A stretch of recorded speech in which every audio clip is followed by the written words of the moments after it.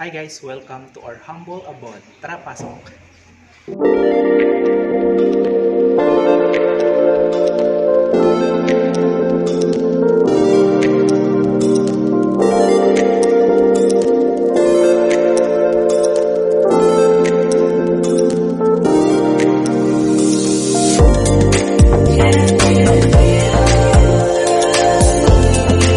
Okay guys, welcome to another vlog. Ano yung pinaabangan nyo guys na house tour? So first and foremost guys, na-turn over tong townhouse sa amin ng year 2016. Tapos complete type siya and inner unit. Tapos lot area niya is 50 square meter and ang floor area is 48 square meter. So mag-start tayo dito sa gate guys. Itong gate namin is pinagawa namin siya ng year 2018 worth 20,000. Kasama na ang labor at materials. Tapos yung makita yung tiles dito sa garage, 40 by 40 yan. Tapos ang price ng labor and materials is 20,000 din. So nakikita nyo dito sa bubong dito sa garage namin is worth 30,000 yun guys, kasama ng labor materials. Bale, may insulation yan, tsaka hardiflex na kisame. Tapos yan, meron kami mga indoor plants dito. Bale, low maintenance lang naman yan mga guys. So yan, tapos yan, bike ng anak namin na 7 years old. Then, meron kami dito indoor wall shelf. Nilagay lang namin siya dito sa garage. Tapos, originally ang color nito is brown. Tapos, inano lang namin ng white para parehas sa theme ng bahay. Tapos yan, mga indoor plants. Then, dito tayo guys. I know for some, it's very odd na yung laundry nasa labas ng garage. Pero sinacrifice namin siya na ilagay dito. Kasi sa loob is masikip na. Then, dito na din kami naglalagay. Yan, nagsasampay. Bili namin to sa Japan Surplus. Hindi ko lang matandaan kung magkano bili namin. Tapos meron kami dito ang ZZ plant. Low maintenance din to guys. Tapos pinilan na lang namin siya malaking paso. Originally, ang color nito is gray. Tapos hinulay namin ng white. Then guys, meron pa exercise dito. Elliptical bike. Binili namin to sa Tobis. Not sure, ang price ata is 8,500. Meron akong dito, motor. Honda Click 125 version 1. Actually, 3 years na sa akin to. Tapos, paano lang, work, bahay, work, grocery. Pero na-change oil na to guys, hindi mag-alala. Kaming mga folding tables dito guys, para if in case may visitor, pwede na lang siya ilatag na lang dito. Tapos, meron akong solar dito. Yan. I-install pa lang to. So, naghahanap pa lang ako ng electrician para ma-install yan. Meron kami CCTV. Hindi ko yan sa Lazada. Ang tatak niyan guys is Xiaomi Mi Home. Ang score ko dyan is 1.7 lang. Originally kasi ang price pag sa mall is 2,000 pesos. Okay guys, so pasok na tayo dito sa living area. Bago pa pumasok, meron kami screen door. Okay guys, so andito tayo ngayon sa living area namin. So maliit lang naman siya. Tapos ayan, so as you can see, meron kaming sofa dito. Yan. Itong sofa guys is binili ko siya sa All Home. Ang original price niya is 24,000, tapos naka-discount kami ng 4,000, so bali 20,000 na lang. Tapos, ayan, yung mga throw pillow, kasama na din yan. Tapos ito is hindi kasama, binili lang ng wife ko sa Shopee or Lazada. Tapos itong fur carpet, pinili ng wife ko sa Shopee 700 plus, kasama na doon yung shipping fee. Tapos guys, bago ka pumasok pala dito, meron bubungad sa yung table. Tapos, syempre, alcohol tayo dito. Yan. May alcohol, mayroon fake na plants. Ito guys, itong table namin na to is scrap siya dun sa granite to, pero scrap siya dun sa kitchen renovation namin. Kaya, pinagawa namin sa, instead na itapon, pinagawa namin sa contractor namin na gawing na lang siyang ganito. Tapos, meron kami dito guys, helper. Robot vacuum, nabili namin sa Lazada, 799 pesos. And yan, dito sa meron din kami cortina. Originally guys, yung size ng curtain rod is, kasi lang siya ng window. Pero we have decided na lakihan siya para mas mukha siyang maluwag. Then may space doon kasi for ano yan, para abang kapag if nagpa-aircon kami dito sa living area. Tapos itong drop lights na to, binili namin to sa Divisoria, mga 1,500 lang. Yung frame pala dito, pinili namin sa Primer Ideas. Sa Instagram namin siya nakita, 1,000 ang isa. Okay guys, so andito tayo sa may TV area. Ayan, itong TV namin is Devant. 43 inches siya na smart TV. Nabili namin sa SM. Ang score namin dito is 20,000 lang. Ayan, tapos dito makikita nyo, meron kami din wall shelf na nilagay kasi sayang din naman yung space. Tapos may indoor plant. Then, yan, meron kaming dito, replica ng Merlion. Pinili namin yan nung galing kami ng Singapore. Tapos may Instax mini camera sa wife ko. Bale, dito lahat ng mga nakaka-capture niyan, dito namin nilalagay. Ang bala kasi namin dito guys is punuin yan lahat ng pictures using this Instax mini. Tapos, ito replica ng Eiffel Tower. Binili ko yan nung galing ako ng Paris, France. Meron din kaming organ dito na Casio. Bale, matagal na nito guys. I think 20 years na sa akin to kasi nung high school pa lang ako is bigay ng parents ko to. Then, speaker. Tapos, meron kami mga storage box dito. Itong mga storage box na to is binili namin to sa Shopee. Pero, kalimutan na namin yung price.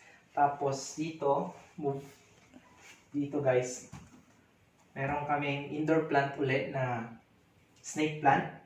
Tapos itong basket na to is rattan siya. Binili namin to sa dapitan nung wala pang, or bago mag-lockdown. Tapos dito, yun, storage box pa rin, hindi ko nabubuksan. Then ito pala guys, itong TV rack. Scrap din to nung sa kitchen renovation namin. So may mga sobra pa kasi kaming granite tiles. Tapos pinagawa na lang namin siya ng ganito kaysa naman itapon, di ba? Yeah. Okay, so unting hakbang lang, dining area na namin. Yun, tapos itong frame, ito din yung sa Primer Ideas na nakuha namin sa Instagram, 1,000 pesos ang isa.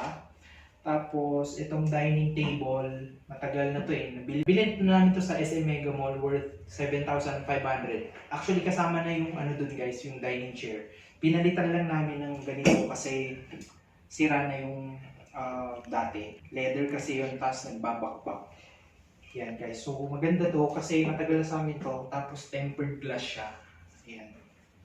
Then ito guys, ito yung dining chair na nabili namin sa Sanyang Home Furniture. Pero ang price nito guys is apat na dining chair is 8,700.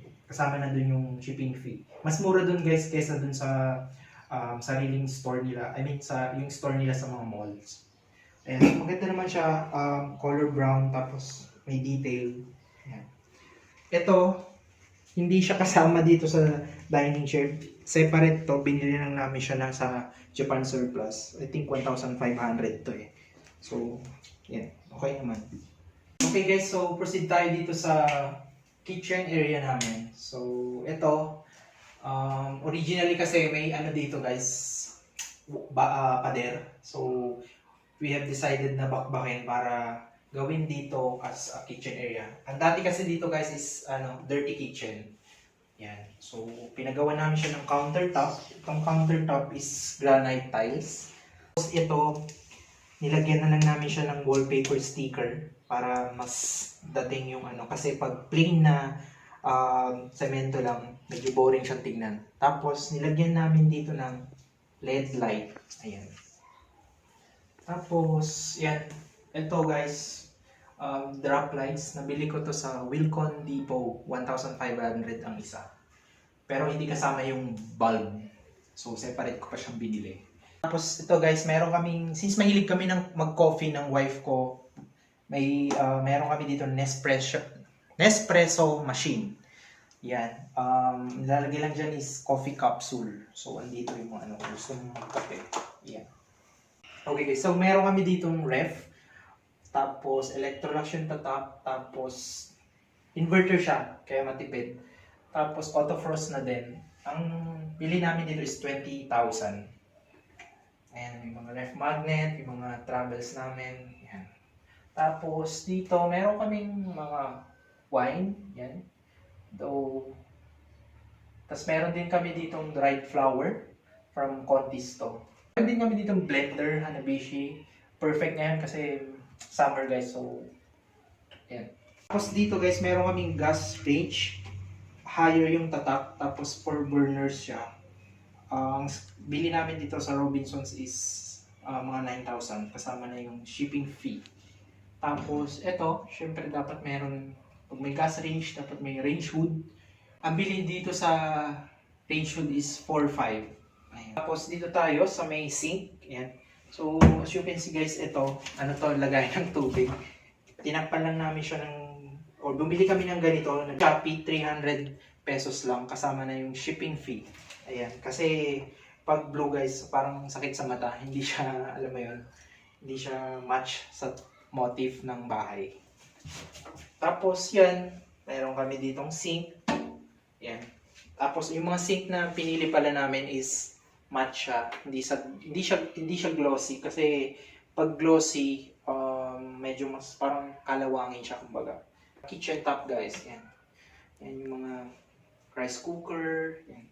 Then itong cabinet namin is aluminum siya guys, tapos may smoke glass kasi mas gusto namin yung medyo kita, tapos hindi. Yun. Andiyan na lahat yung mga kitchen glasswares, lahat dyan na. Nilagyan namin ng 2 pin light dyan. And ito guys, binili ko tong frame na to sa Daiso Japan ng 88 pesos lang. Tapos nag-print na lang kami ng ganito, itong sayings na kitchen rules. Ayan, tapos dinikit na lang namin.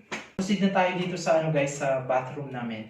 Bago ka pumasok, itong pinto, pinalitan namin siya ng PVC na pinto. Tapos napili namin yung ganitong color para match siya sa motif. Tara guys, tingnan namin sa loob. Ayan. So ito yung kitchen namin guys. Yan, hindi ito yung original na itsura niya. Bale, pina-renovate namin to. Totally renovate tong CR. Yan, so as you can see, yung tiles na ginamit namin dito 60 by 60 para mas maluwag siya.